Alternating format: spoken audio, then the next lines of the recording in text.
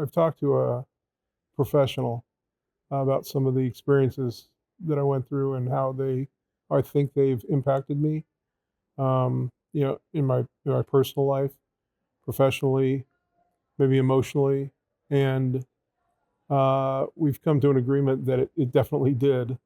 I mean, there's pros and cons, right? I'm thankful that I'm here. Um, there was a bit of dread in the beginning, particularly with I guess, weaning off all the medication because there was a lot, and just your body adjusting back to its normalcy.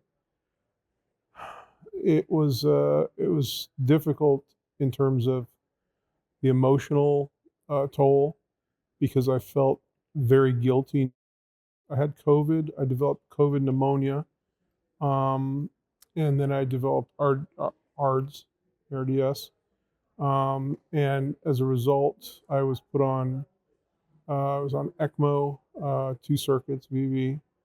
Um, I've had a chest tube and trach, been like a full rebuild, right? And I came out of it with some residual effects, diminished lung capacity. No horrible days when you're laying in the ICU and the doctors are telling you, you might not live another hour. You might not live another day. That's a terrible day. So it really puts things in perspective. We joke now, all of us, when something happens, it can always be worse. And we're like, yeah, it can. It can always be worse. When I entered the hospital, I remember waking up. I remember not being able to breathe. And then I remember them telling me, like, we have to do these things. We have to intubate you for you to survive. And I told them, I believe in science and medicine. Do what you got to do. And then I texted my wife. I said, babe, I have to go to sleep to get better. I'll talk to you when I wake up. Because I knew if I called her, I would have been done. My daughter got me involved with the ARDS Association. That's how I met Paula. And that's how I came to be here today. For me, it's a matter of, I felt, and I still feel, that I have to give something back. I've struggled with the causal relationship of why I survived. Like, why am I here? Is there something that I have to give or do or complete? And I struggle with that question quite often.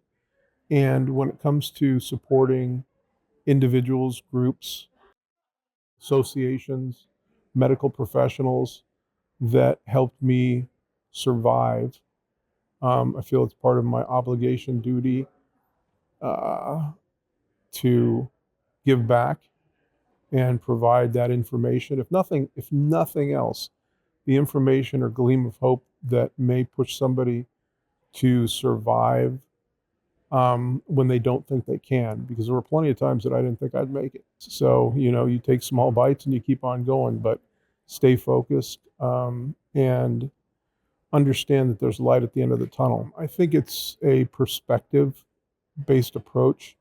Doctors, nurses are phenomenal, but unless they've been a patient, they do not know what it's like to lay there, to be poked and prodded and touched and manipulated, to have no level of modesty.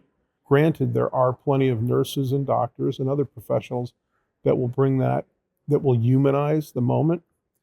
But it's very difficult for a patient, dependent upon their situation, because their level of expectation versus what's really going to happen to them is not always explained and or understood. And I did share that with a now friend who I went to visit. First thing I said was, they don't know anything about, they don't know what it's like to lie in bed. I do. So just ask me and I'll tell you.